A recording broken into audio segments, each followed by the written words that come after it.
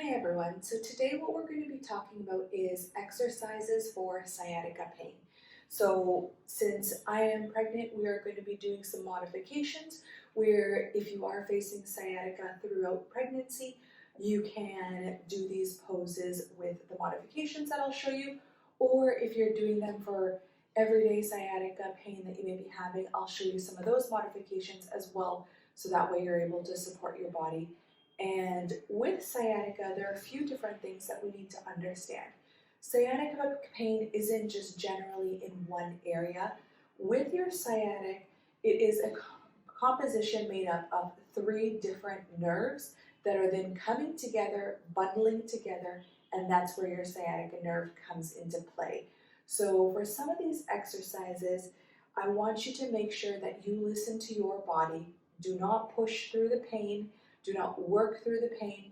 We will be going and retracting back some of the exercises, and if 1 or 2 of the exercises don't suit you or it's causing you too much pain, start with the exercises that are allowing you to ease the pain, and then come back a week later, a couple weeks later, a month later to try some of the other poses to see if you're able to then come back to those ones for it to go in and be able to alleviate that pain even more. So with the first exercise that we're going to be doing is you can either come up on your knees or you can come up onto a standing posture, whatever is comfortable. Again, you can place a pillow under your knees if you're having bad knees. With this, I want you to remember that with sciatica pain, it may start lower back, hips, glutes area, and it may carry all the way back to your ankles, depending on how severe the pain is. So for this exercise, we're going to just rest our hands on our lower back, lower hips area, and we're going to use our hands to push forward. So keeping your gaze forward, go ahead and use your hands to push your hips forward, keeping your lower back relaxed and released. We don't want it to be tense, and we don't want our glutes to be compressed or tightened.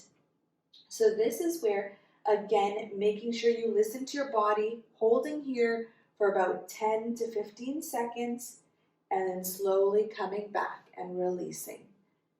Then again, placing your hands back.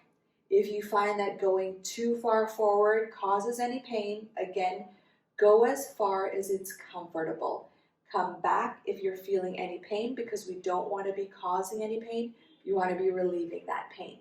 So again, this is an exercise that you'll want to do again about 10 to 15 times, where you're holding each pose for about 15 to 20 seconds.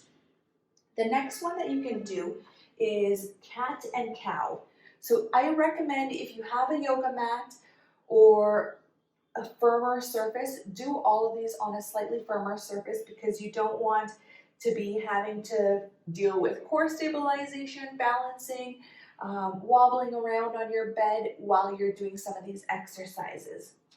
So again, place your hands under your shoulders, your knees, under your hips. Gaze will be forward slightly. Inhale, making sure your lower back is nice and relaxed. Inhale, dropping your belly, rounding your spine where your hips are facing towards the ceiling. Gaze up. Exhale, pulling your belly button in towards your spine, arching your back, gaze towards your navel. Inhale, dropping your belly, gaze up. Just following your breath and pace, going as slowly as you can. So if you are a part of any of my prenatal yoga classes, postnatal yoga classes, or just regular yoga classes, this is an exercise that we integrate into each and every one of our classes. This is a great warm-up, and again, if you find that as you're dropping that belly lower and you're facing any back pain, any hip pain, just release it and come back the other way.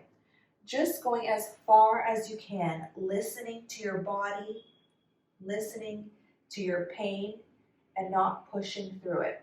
So this, again, you can do 30 to 40 times, going as slowly as you can. So as you come in, pulling your belly button towards your spine, keeping your gaze towards your navel. Inhale, gaze up, and belly dropping. So again, 30 to 40 times if you're able to. The next exercise that we're going to be doing is Cobra Pose. So this is one where if you are pregnant or if you are facing severe sciatica, you're going to want to have a pillow. For pregnancy, I would recommend a bolster, which is basically just a much firmer pillow. So I have either a circular bolster or I have more of a rectangular bolster here. So either of these will be fine because you want to make sure you're placing this under your hips so that way your belly has enough space to be having that room. So first I'll show you without the pillow, where I'm not going to be pressing directly on my belly, but if you were not pregnant, you would basically come down, making sure your lower back, your glutes are relaxed, so you don't want your butt cheeks to be squeezed. You can just start with your forearms down and your head resting on your forearms. The next one is coming onto your forearms, pressing in, making sure that lower back is relaxed, shoulders pulled away from your ears, gently coming up. So just holding here for about 10 seconds and then just releasing and coming back down. And again, stop as soon as you feel any pain. If you're able to, after doing that, you'll do about 10 to 15 repetitions of each. You can then come up onto your hands and again, making sure your butt cheeks are relaxed, your lower back is relaxed. So you're not going to be coming into Cobra like how you would in yoga. You would basically be making sure you're not using any of your back muscles when you're coming up into any of these poses. Now with the bolster, so for pregnancy or for extreme sciatica, making sure you have this under your hips. That just helps the back release a little bit further.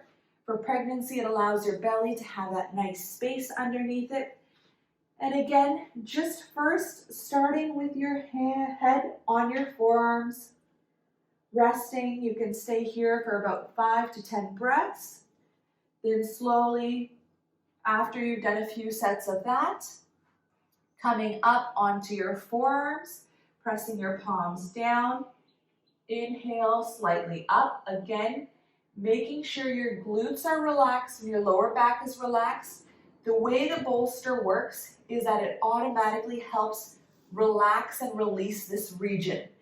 So even if you are facing major sciatica pain, this is a great one to be just sleeping like this. If you're not able to sleep through the night or the pain gets too excruciating, placing that under your hips and sleeping that way for a little while or as long as it's comfortable for you.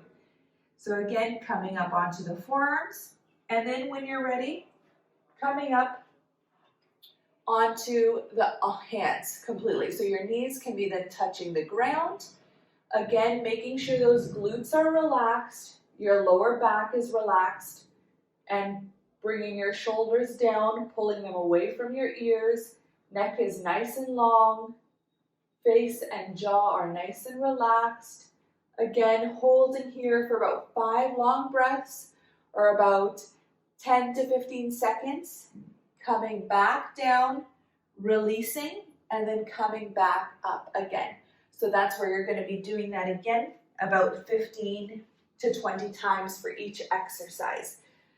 So again, do the modifications as needed, making sure that if you are placing a pillow under your hips, using the right firmness for you depending on what stage you're at or where you're at in your pain level or in your threshold level. So that's another good exercise. So those are, I would say, the top 3 exercises that you can be integrating onto a daily basis. So I would say don't wait until you have pain.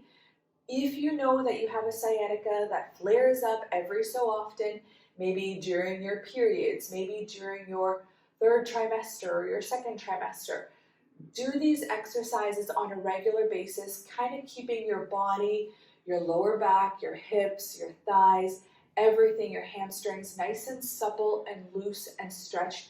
So that way you're working these muscles and these nerves and keeping them relaxed on a regular basis. So that way the recurrence of the pain is not as likely.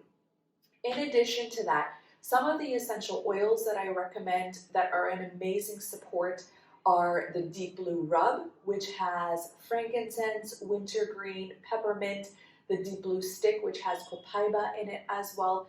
Those are great ones to basically be rubbing across the lower back and basically down through the hamstrings. And again, depending on how far your sciatic pain goes, adjusting it accordingly. And that can also be used later in your second trimester and third trimester as well as another great one to be using is black pepper essential oil. So when it comes to pain support, black pepper is a great oil to be using that way. So I hope you guys enjoy this video and it's beneficial for you. We will be doing more exercise videos as well as ones to be able to support you throughout different stages of your life. As I have founded the company called The Belly and Beyond. So whether you are pregnant or not, you can fit into any of these stages. So I hope you like and subscribe to my channel, and we'll see you next time. Thank you.